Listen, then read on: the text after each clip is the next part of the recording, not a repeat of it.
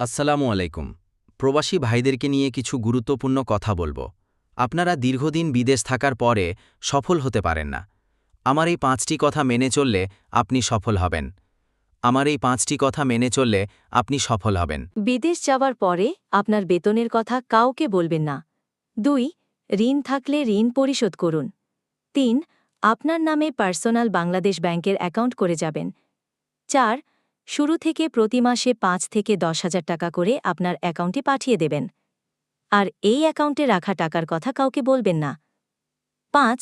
ফ্যামিলিতে প্রয়োজন ছাড়া কোনো টাকা দেবেন না। অবশ্যই, যখন আপনি দীর্ঘমেয়াদী বিদেশ থেকে দেশে ফিরবেন, তখন বাড়িতে সময় নষ্ট না করে, ঠিক আছে, ব্যবসা কিংবা কাজ আপনার সফলতার দিকে যাচ্ছে যদি আপনি কিছু নির্দিষ্ট লক্ষণ দেখতে পান, যেমন নিয়মিত গ্রাহক পাওয়া, বিক্রি বাড়া, আর আপনার টিমের সদস্যরা প্রেরণা পাচ্ছে। যদি এই লক্ষণগুলো দেখেন, আপনার সব জমানো টাকা দিয়ে আপনি শুরু করতে পারেন।